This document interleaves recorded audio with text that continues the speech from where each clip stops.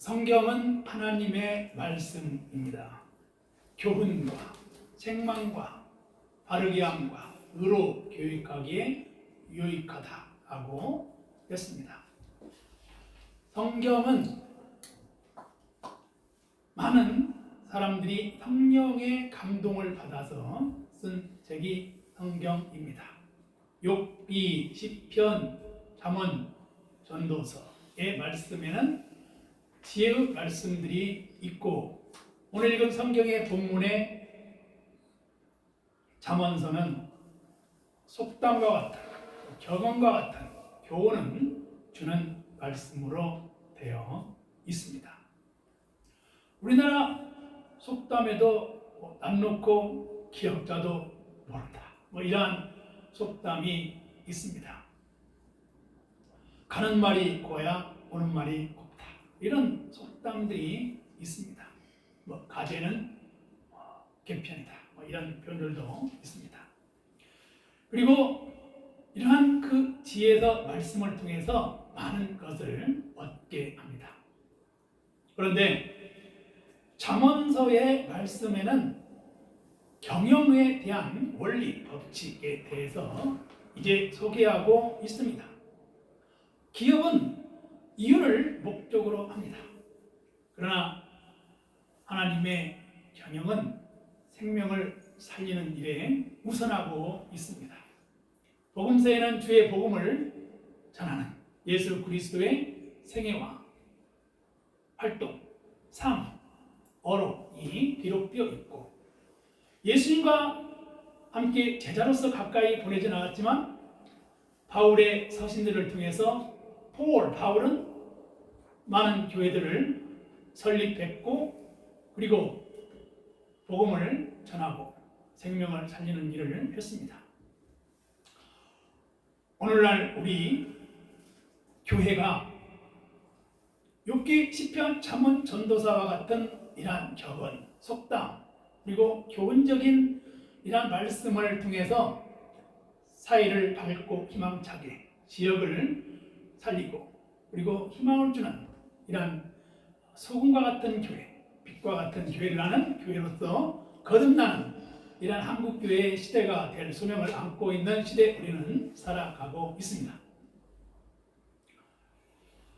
이솝 이야기에 나무꾼과 여우라고 하는 이제 이야기를 보았습니다.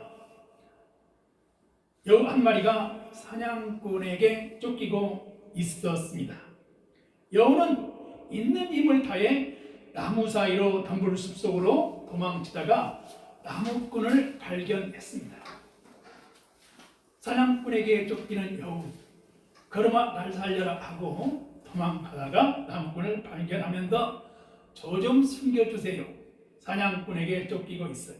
여우는 숨을 몰았으며 나무꾼에게 애원했습니다.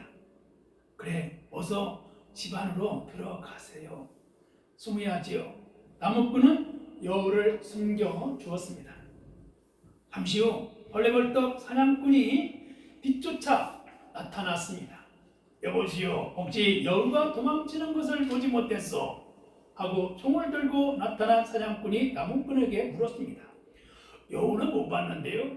나무꾼은 대답은 이렇게 하면서도 손가락은 이제 집을 가리켰습니다. 그 손가락에는 그 여우가 숨겨 있다는 것을 암시하는 이야기이겠죠. 그런데 사냥꾼은 눈치채지 못했습니다. 그런데 그 모양을 집 안에서 삐끗이 이제 그 여우가 대화하는 내용을 들었습니다. 그래요? 이놈의 여우가 그새 멀리 갔을 텐데 어디로 숨었지? 하고 이제 사냥꾼이 얘기를 한 겁니다. 사냥꾼은 나무꾼의 손가락에 무엇을 타는지 눈치채지 못하고 여우를 찾으러 다시 달려갔습니다. 사냥꾼이 가고 나서 숨어있던 여우가 문을 삐끗이 열고 나왔습니다. 그런데 여우는 나무꾼에게 고맙다는 인사 한마디 없이 그저 그냥 총총히 가려고 했습니다. 그러자 나무꾼이 이보시오, 여우, 은혜도 모르는 여우야, 숨겨져서 고맙다는 인사도 없이 가는 거냐 하며 큰 소리로 이렇게 여우에게 말했습니다. 나무꾼은 어이가 없이 호통을 쳤습니다. 고맙다고요?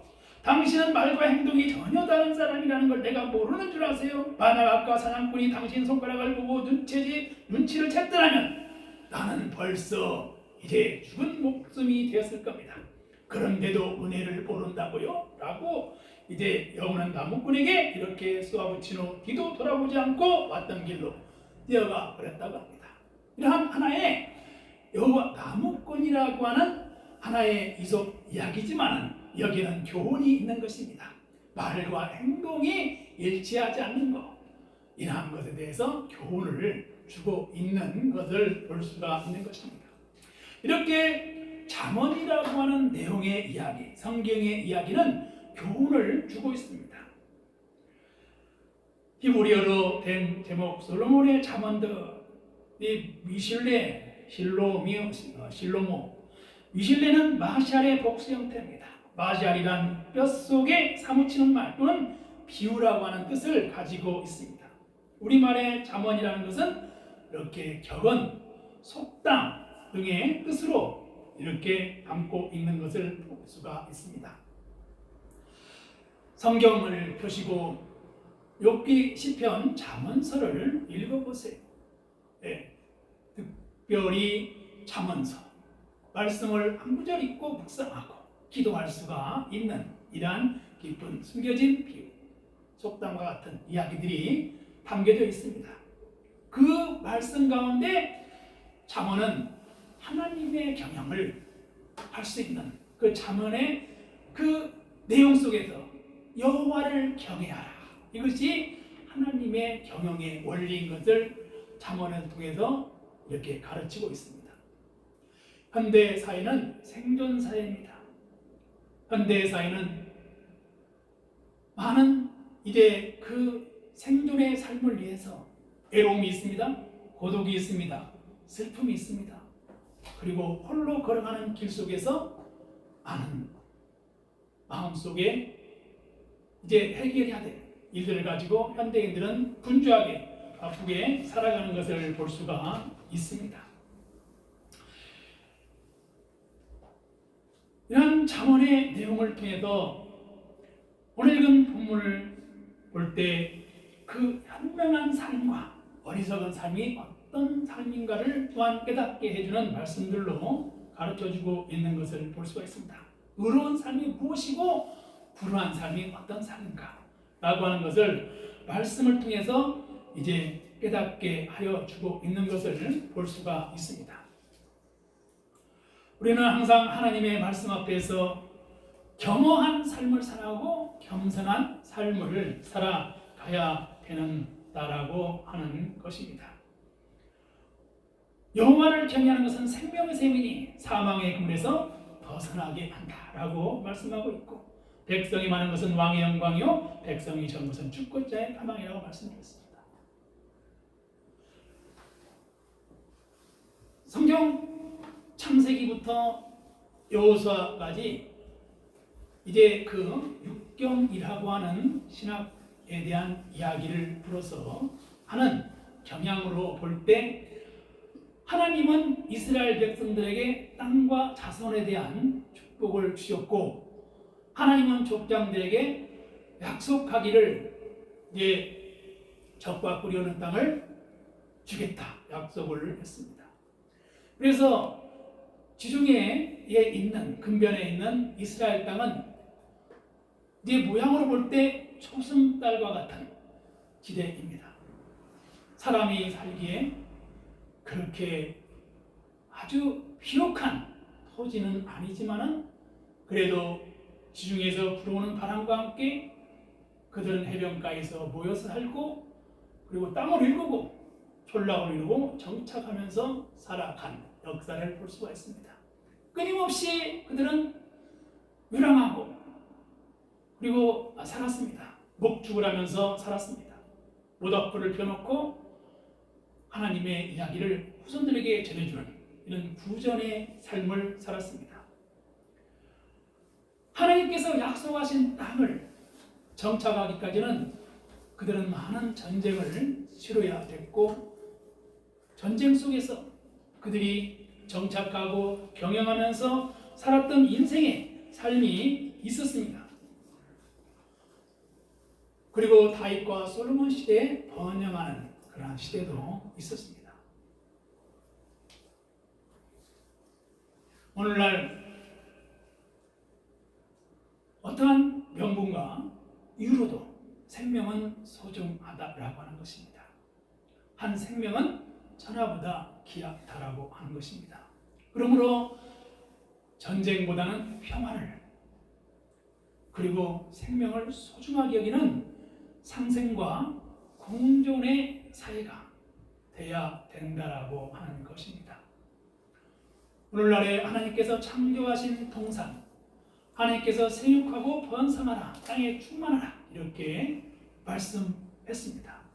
이러한 말씀 앞에서 인간은 겸허해야 된다라고 하는 것입니다. 예수님께서 십자가에 달리면서 모든 것을 이제 용서하고 하늘과 땅을 화해하는 십자가의 피 흘림이 있었고 가시멸류관을 쓰시고 모든 걸 용서하셨듯이 사랑하셨듯이 헌신하였습니다. 그러한 헌신과 사랑과 희생이 있는 그리스도의 사랑이 오늘날 현대인들에게 그리고 피 흘림과 죽음과 공포가 있는 곳에 사랑이 있어야 된다라고 하는 것이 오늘의 필요한 우리에게 주어지는 생명의 말씀이라고 하는 것입니다. 저는 십자가라고 하는 말씀을 묵상하면서 십자가의 노래를 이렇게 찾게 되었습니다. 십자가 십자가 그에 나 죽었네 그 사랑 내 속에 강같이 흐르네 그의 생명 내 속에 그의 능력 내 안에 그의 소망 내 삶에 나의 삶 주의 것 십자가 십자가 그의 나 죽었네 그 사랑 내 속에 강같이 흐르네. 그리스도의 사랑은 생명을 살리는 그리스도의 십자가 부활의 삶을 약속하셨던 삶을 확증하는 이러한 십자가의 사랑을 성경은 우리에게 보여주고 있는 것을 볼 수가 있습니다. 예수님 생애 시대에 그 많은 이제 그 유대교의 정파들이 있었습니다.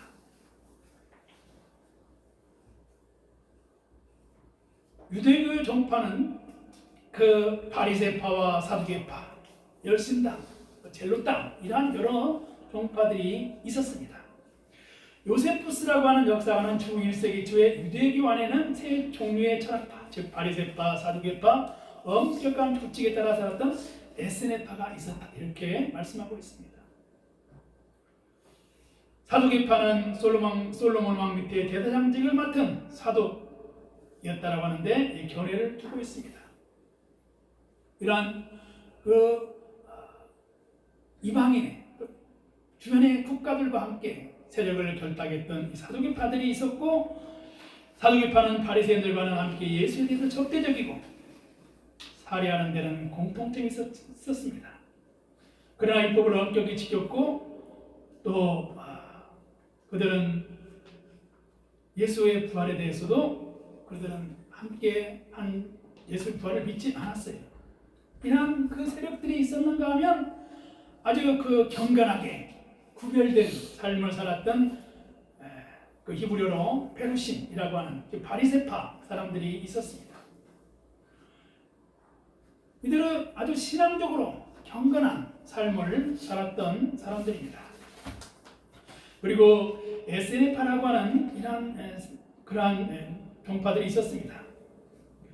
1948년 사해 북쪽 끝 쿰남 계곡 입구에 있는 동굴에서 이제 그 사회사본이라고 하는 문서들이 발견하게 되는데, 그들은 그러한 문서들로 통해서 볼 때 어떤 고고학적 발굴과 문서들을 통해서 그들의 공동체 삶은 상당히 경건하고 어떤 훈련들의 구범이 있는 것을 볼 수가 있습니다. 금욕적인 공동체 생활을 한 이러한 종파로 알려졌습니다. 그리고 젤로당이라고 하는 열심당이라고 하는 이러한 종파들이 있었습니다. 이러한 종파들은 열심히 제야 중에서 젤로당이 있었습니다.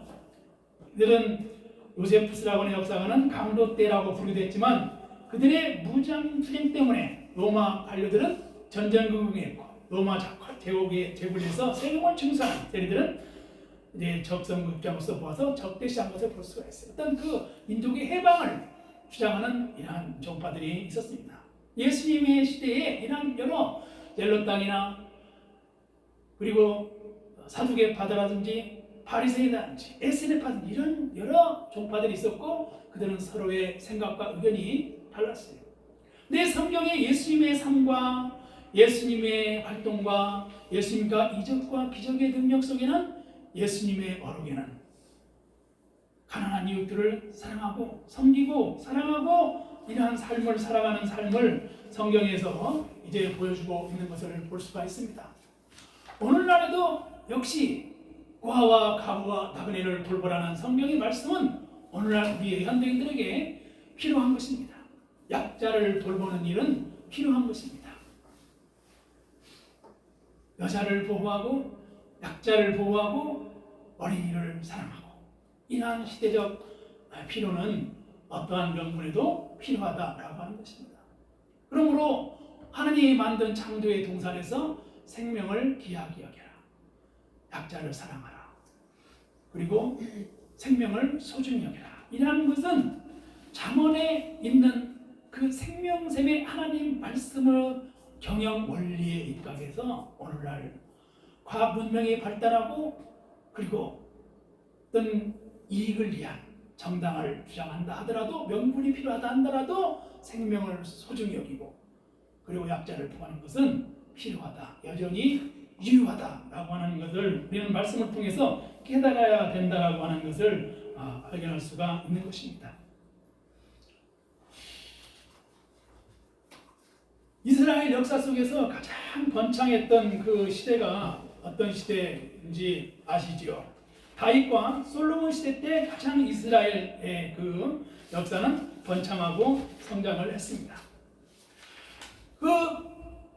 솔로몬 시대에 화려했던 문명, 성전을 건축했던 시대가 있었습니다. 그런데 솔로몬과 같은 그런 시대가 있었음에도 솔로몬 역시 인간적인 한계에, 그리고 이제 오류를 이어가는 그 역사의 삶을 성경에서 보여주고 있습니다. 솔로몬은 많은 업적을 이루었어요. 아버지 유업을 이루었어요. 그러나 그가 이제 전제군주의자 종교 혼합주의라고 하는 것을 드러내는 성경의 역사를 볼 수가 있습니다. 이 민족의 지도력을 가지고 있는 지도자 솔로몬이 백성들에게 가중한 세금을 부과했고, 큰 건축 사업과 그리고 사치스러운 생활이 나라를 이제 기울게 하는 역사를 이뤘다는 것을 통해서, 성경을 통해서 오늘 현대를 살아가는 우리는 지혜를 배워야 된다고 하는 것입니다. 뿐만 아니라 건축 공사를 통해서 부역제도를 실시하고, 그리고 많은 이제 노동으로 백성들을 혹사함으로 그들의 반발이 있었다라고 하는 것입니다. 뿐만 아니라 이방 종교에 대해서 관용적인 태도를 취함으로써 이제 구약의 야훼 하나님의 그 신앙에 대해서 많은 오용을 함으로, 그러므로 나라가 다윗과 솔로몬 시대를 이어서 나라가 어려워지는 상황을 맞이하게 되고, 그로 인해서 나라가 이웃 제국들, 아시리아와의 침략, 바빌론의 포로 생활, 그리고 이제 페르시아의 고레스를 통한 바벨론어 이제 기환, 이러한 역사들이 성경에 전개된 것을 볼 수가 있습니다. 그러므로 인간은 끊임없이 겸허해야 된다라고 하는 거죠. 그리고 인간은 끊임없이 하느님 앞에서 자신의 존재를 낮은 자리로 그리고 기도하는 모습을 보면서 살아가야 된다고 하는 것입니다. 우리가 잘 알다시피 링컨 대통령이 백악관에서 이제 기도실을 만들고 기도하는 위대한 많은 분들이 존경하는 대통령으로 남아 있습니다. 그것은 기도하는 대통령이었다고 했습니다. 우리가 삶의 모든 일을 할 때마다 기도의 삶은 위대한 삶이라고 하는 것을 성경을 통해서 우리는 발견할 수가 있게 된 것입니다. 저는 기도를 하면서 이제 그 봉숭아 앞에서 한 편의 시를 한번 이렇게 시가 있습니다. 제목이 봉숭아 앞에서. 그 봉숭아 앞에서 말씀을 전하는 마음으로, 기도하는 마음으로 이제 쓴 시인데 이 시를 한번 낭독해 보도록 하겠습니다. 봉숭아 꽃 앞에서 마음이 따뜻한 사람이 되고 싶다. 배려운 마음으로 살아온 봉숭아에 가만히 다가가 공감하는 사람처럼 수첩을 꺼내 열고 사별했던 오랜 말벗을 보여주신다.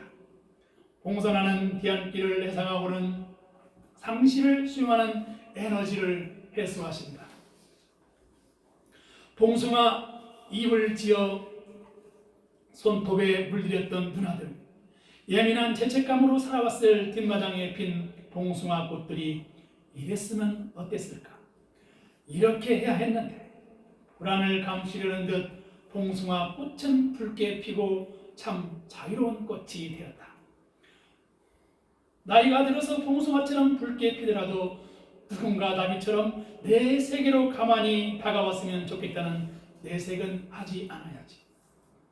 여기 봉숭아 꽃이 피었네요. 기도하겠습니다. 하나님, 현대의 사회를 살아가는 우리의 삶이 버겁습니다. 하나님, 평화가 있는 사회, 희망이 현실이 되는 삶, 기도하는 겸허함이 이대한 삶이 되는 삶을 인정하는 복된 사회가 되게 하여 주시고 밝은 사회가 되게 하여 주시옵소서. 오늘의 우리의 삶의 기도가 주님께 영광이 되게 하여 주시옵소서.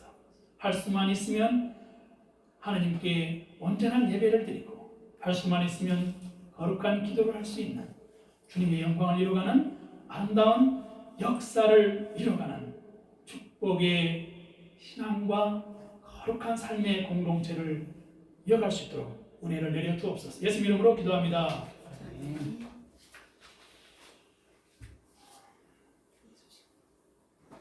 송영자 권사님 하모니커 연주 특송을 이제 특송 연주를 듣도록 하겠습니다.